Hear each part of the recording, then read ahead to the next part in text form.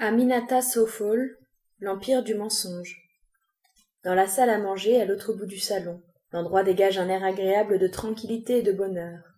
Senteur de lavande, harmonie des couleurs. Mur beige très clair, mobilier en bois d'acajou, plainte en mosaïque beige et ocre. Du plafond, une lucarne magique distribue une douce lumière aux quatre coins de la vaste pièce. Raffinement et sobriété. Le dimanche, à 14h pile depuis 15 ans. Yacine a fini de mijoter sa sauce à base de gombos et d'huile de palme, du soupe candia ce dimanche, comme elle seule sait le faire en artiste inspirée. Elle rayonne.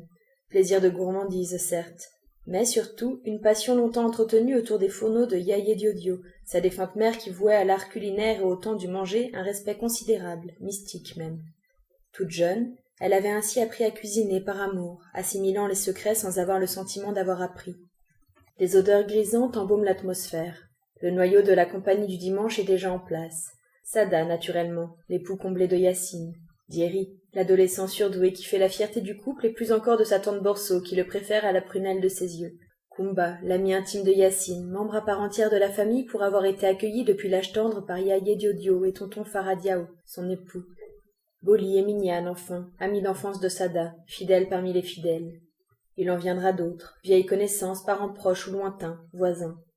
Il ne manque ni de gîte ni de nourriture, tous unis dans la certitude de partager un moment de communion et de détente. On attend Borso, la jumelle de Yacine. Elle a envoyé un message sur le portable de sa sœur. J'arrive dans un petit quart d'heure. 30 minutes.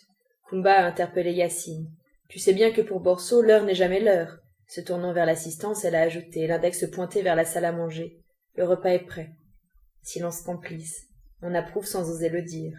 Et puis pourquoi attendre? C'est un self-service. Même si elle se pointe à 17h, il y en aura toujours dans le ventre de ses soupières. Joignant l'acte à la parole, elle s'est levée. Direction la salle à manger. C'est toi, a dit Yacine en souriant. Oui, c'est moi, répond Kumba en s'éloignant, le noyau de la compagnie du dimanche derrière elle. C'est moi. Borso ne nous imposera pas sa loi. Elle protestera vigoureusement. Une petite comédie pour nous distraire. Dieri l'applaudira et lui posera un bisou sur la joue. Elle se calmera. Personne ne parlera de son retard.